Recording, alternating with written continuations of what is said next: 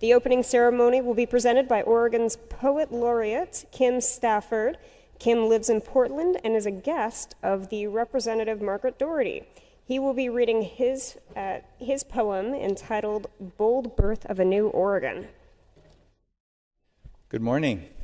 I've written a poem just for you for this moment, and I'll give you the gist up front. You are my heroes in a difficult time. Bold birth of a new Oregon. All the rain voted for the river, and the river ran full. All the golden pollen voted for seed, and the seeds formed. Every leaf of grass voted green, and the green plan carried. Meadowlarks married and sang, the bees hummed at their work. What could be more winsome than the ways of earth? All the people had a vote, and they had a voice. The votes were counted, but then the voices began to plead and cry, to whisper and sing, to shout and beg, until it was hard to make out the message. What could be more confusing than the ways of people? There were so many troubles, who could count them? Fire in the mountains, hungry people sleeping under bridges, and the sky slowly changing its mind from old habits to new anomalies. A kind of storm no weather channel could predict, a shadow over the children's world to come. Our good luck was this. At the Capitol, bold leaders were listening to the future, to the world of the children, to the needs of the honeybee, to the weather system so big you couldn't see it unless you looked through the lens of time.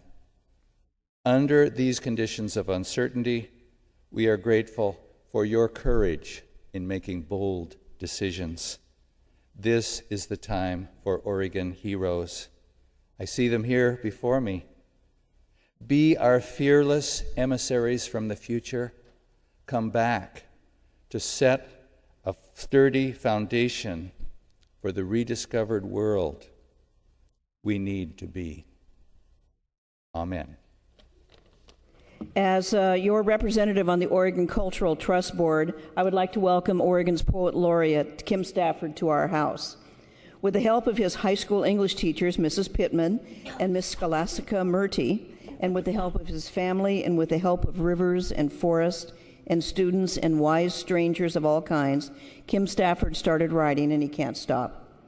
He finds writing poems to be an essential meaning of settling his accounts each day with fear and regret and uncertainty. For by writing a dozen lines of thought, his readiness for the challenge of modern life has been restored. Kim has published a dozen books and taught in hundreds of classrooms, but it's really about one page at a time, and one fellow writer at a time, in the mystic encounter of a deep mystery in our existence with a trick of beginning. On my tombstone, he's told his wife, you might inscribe, he was easily pleased by a few words. So I would like to have the House welcome our Poet Laureate, Kim Stafford, and I also have a few copies of the poem that he wrote today, just in honor of us. So thank you very much for coming, and thank you for representing us so well as our Poet Laureate.